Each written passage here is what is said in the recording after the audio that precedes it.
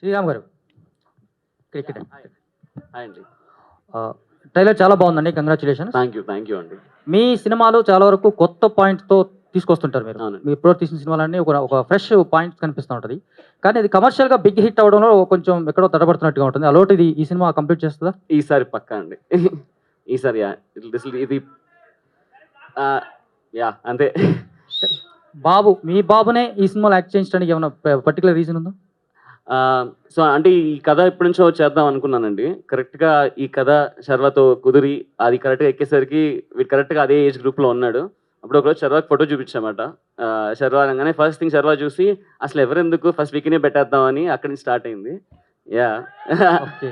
శర్వ గారు యా కృతి గారు, మీరు హాయ్ కృతి ఇందాక- గారు, this is Madhav here. Yeah ఒక్క నిమిషం. మీరు ఇందాక శతమానం భవతి గురించి మాట్లాడుతూ ఉన్నారు. ఇప్పుడు శతమానం భవతి 2 వస్తుంది. దాంట్లో కూడా మీరే ఉన్నారా?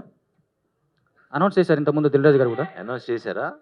ఇంతకుముందు చెప్పారు. ఆయన్నే అడగండి అంటే నాకేం చెప్పలేదు. ఓకే.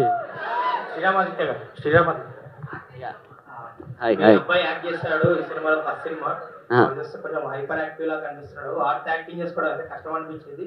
త్రూ అవుట్ ఉన్నట్లు ఉంటుంది ఆ character. Yeah cinema through out ఉంటుందండి. ఒకసారి మీరు చూస్తే మా అబ్బాయి కాబట్టి నేను చెప్పడం బాగోదు. బట్ ఇందాక నేను మిస్ అయిపోయా. ఒకటి మాత్రం I can proudly say Chiranjeevi గారి డైలాగ్ ఉంటుంది మగధీరాలో కదా, ఇరగదీసావరా బచ్చా అని. దట్ ఐ అంటే మోర్ దెన్ మా అబ్బాయి అంటాం కన్నా as a director I was really surprised. ఇంకా దానికన్నా ఎక్కువ చెప్పను. బట్ లేటర్ మీ సినిమాలో చూడండి. యా కృతి గారు, here Madhav.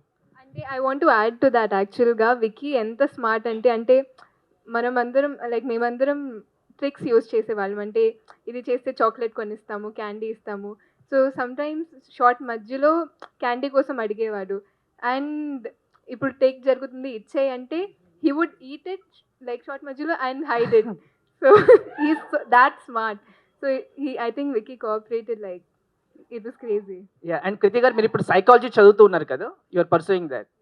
So what is the reason for choosing that psychology subject and how you are balancing this both the career and studies? యాక్చువల్గా ఇప్పుడు అంటే నిన్న కూడా ప్రెస్ మీట్లో నేను చెప్పాను. వెన్ ఈ ఎక్స్పీరియన్స్ గురించి అడిగితే I said not always can you learn like లైఫ్లో ప్రతిదీ మనం ఎక్స్పీరియన్స్ చేయలేము. So sometimes other peoples experience నుంచి చాలా నేర్చుకోవచ్చు. Psychology I think for me is learning about experiences and emotions so I can perform better. That's why I chose it actually.